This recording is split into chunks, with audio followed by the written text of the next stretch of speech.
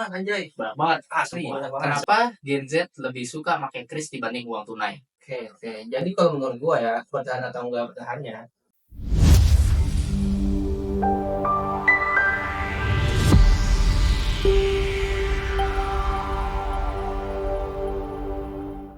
Halo semuanya, selamat datang di podcast gua yang berjudul Pikiran Gen Z. Di podcast ini, gua bakal ngebahas apa aja sih yang ada di pikiran-pikiran Gen Z seperti kita.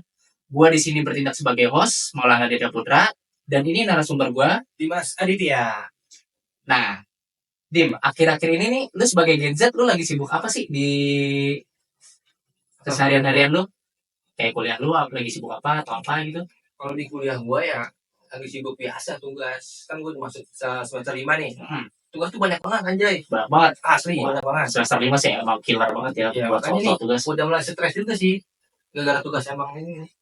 Contoh tugas lu apa nih yang bikin lu stres? Satu tugas gua, salah satunya itu ada banyak sih kita bikin video-video itu, termasuk ini podcast. Wah, bikin podcast juga bikin stres ya? Wah, asli. Bikin itu ribet anjay. Kalau bikin temanya, Iya, bikin betul. skripnya, dan lain-lain gitu ya. Jadi tambah ada in my life. Waduh, ribet banget ya tugas-tugas lu ya. Bukan main. Gue bakal ngebahas tentang kenapa Gen Z lebih suka pakai kris dibanding uang tunai. Nah, Dim, menurut pandangan lu, Dim, kenapa sih Gen Z lebih suka pakai kris dibanding uang tunai? Kalau menurut pandangan gue ya, jadi QRIS itu sangat simpel digunakan di kalangan Gen Z. Bahkan bukan di kalangan Gen Z doang, mungkin di kalangan gen alpha, milenial dan sebagainya. Karena QRIS itu simpel dan mudah digunakan. Kenapa? Kenapa bisa simpel banget pakai kris menurut lu? Karena QRIS ada di sini, di handphone. Karena kris ada di handphone ya. Zaman sekarang mana sih orang yang tidak menggunakan handphone? Jadi karena menurut lu lebih simpel pakai kris. Nah, betul. Lu ngabain uang tunai ya, karena pakai duit tunai itu ribet karena harus sekali kantong gitu ya. Karena kan dompet gue tebal. Ah. Jadi kalau ditaruh kantong tuh nyelip agak enak. Oh iya. Terus menurut lu lebih aman pakai kris apa uang tunai sih?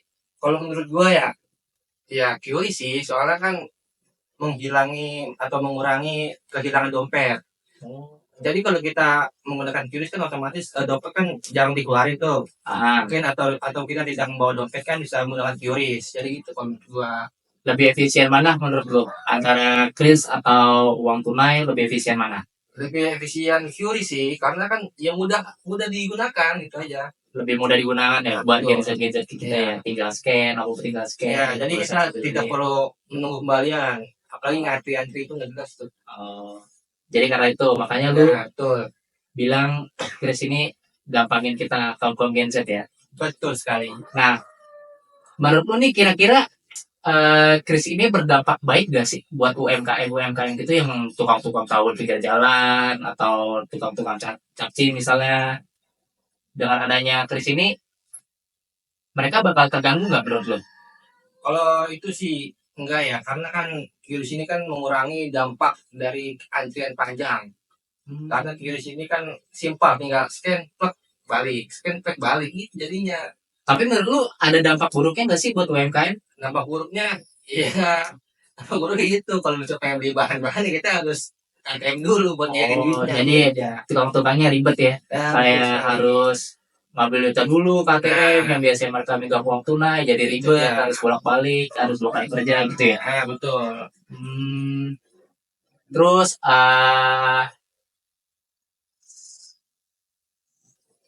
juga nih kalau misalnya ada yang pakai uang cash, nah terus orang itu minta kembalian, nah pedagang ini nggak punya kembaliannya. Jadinya lebih gampangan pakai kris lah ya. Ya, minim kembalian. Minim kembalian juga. Oke, kita bakal masuk ke pertanyaan selanjutnya. Menurut lu, Dim, kenapa menurut lu sejak kapan Gen Z kayak kita nih pakai kris dibanding uang tunai? Pertanyaan bagus. Kalau menurut gua Gen Z memakai QRIS itu karena adanya COVID-19 pada tahun 2020. Kenapa tuh? Disebut COVID-19 itu karena apa? Karena kan pas kejadian kemarin itu kita kan ada yang namanya protokol kesehatan. Kita dilarang bersentuhan, dilarang dekat-dekat dengan orang lain lah pokoknya. Jadi ya cara yang paling ampuh buat menghindari itu adalah menggunakan QRIS ini. Jadi kita nggak usah yang namanya ngasih duit kembalian, itu dia. Jadi karena kejadian itu lu ke bawah-bawah ya pakai kris sampai sekarang. Sampai sekarang bahkan masker pun masih gue pakai sekarang. Oh, jadi Ya. karena udah kebiasaan di tahun 2020 itu. Nah itu dia. Jadi Gen Z kayak kita sekarang pakai kris dibanding uang tunai karena lebih praktis juga ya. Ya, bahkan di kampus gua itu ada sabun tuh, di setiap wastafel itu ada sabun. Itu buat Itu juga. menghindari itu dia virus-virus yang bertebaran di tangan-tangan kita. Jadi karena itu ya. Iya. Oke. Oke, Dim. Menurut lu kira-kira kris ini bakal bertahan lama nggak sih sebagai metode pembayaran buat kita kaum Gen Z? Oke. Jadi kalau menurut gua ya, bertahan atau enggak bertahannya, kalau menurut gua itu bakalan bertahan banget. Karena Kenapa? kan virus ini kan bagian dari teknologi kan. Oh, Sedangkan teknologi kita tuh bakalan terus berkembang.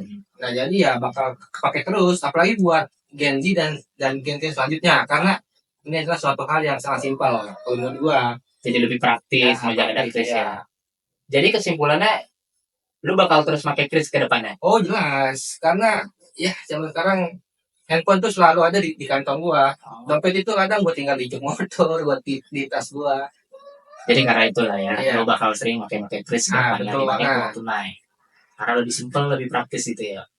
Thank you banget udah mau datang ke podcast gua, podcast yang ngebahas-bahas tentang Gen Z kayak kita. Oke, sama-sama. Lu juga ngucapin thank you banget sama lu udah ngundang gua sebagai apa namanya narasumber buat podcast ini, karena ini relate banget sama kehidupan gua. Karena kan lu kan Gen Z ya, itu sering banget menggunakan tulis ini buat mempermudah lah kalau gua jajan kemana-mana. Kayak gitu. Oke, kira-kira itu aja guys podcast gua yang bertemakan tentang pikiran-pikiran Gen Z di part 1. Kayaknya itu aja. Ciao.